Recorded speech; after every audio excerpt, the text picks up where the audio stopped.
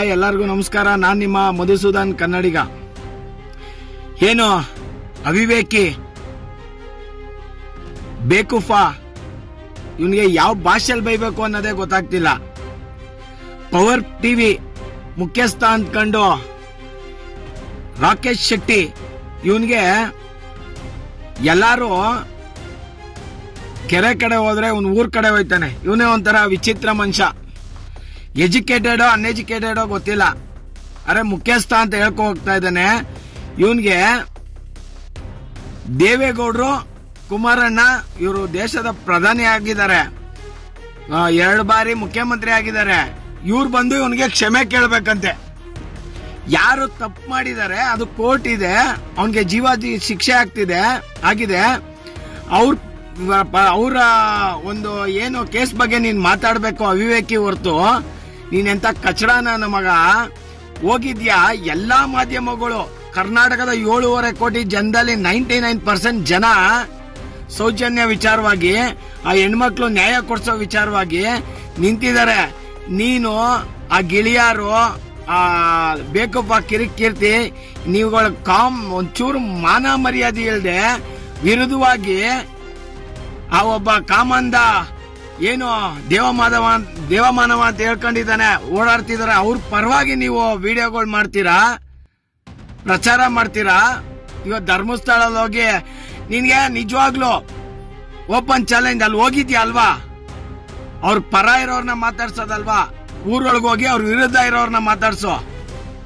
ಅವಾಗ ಸತ್ಯಾಸತ್ಯತೆ ಜನಕ್ಕೆ ಗೊತ್ತಾಗುತ್ತೆ. ದೇವಸ್ಥಾನದ ಮುಂದೆ ನಿಂತ್ಕೊಬಿಟ್ಟು ಅಲ್ಲಿ ಅಂಗಡಿ ಮುಂಗಟ್ಟಿರೋರು ಆ ಕಮಾಂಡನ ಜೊತೆಲಿರೋರ ವಿಡಿಯೋ ಮಾಡ್ಬಿಟ್ಟು ನೀನ್ ಟಿವಿ ಚಾನಲ್ ಅಲ್ಲಿ ಓಪನ್ ಮಾಡ್ತೀಯ. ಆಯ್ತು, ನೀನ್ ನಿಜವಾಗ್ಲೂ ಗಂಡ್ಸಲ್ವಪ್ಪ, ಯಾಕೆ ಕಮೆಂಟ್ಸ್ ಬಾಕ್ಸ್ ಆಫ್ ಮಾಡ್ಕೊಂಡಿದ್ಯಾ? ಜನರ ಅಭಿಪ್ರಾಯ ತಿಳ್ಕೊಬೇಕು ತಾನೆ, ಓಪನ್ ಮಾಡು.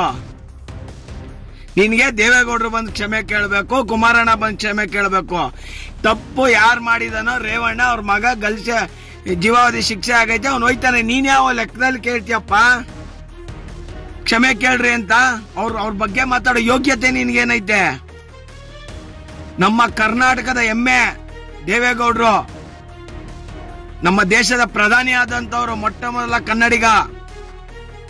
2 ಬಾರಿ ಮುಖ್ಯಮಂತ್ರಿ ಆದವರು ಕುಮಾರಸ್ವಾಮಿ ಅವರು.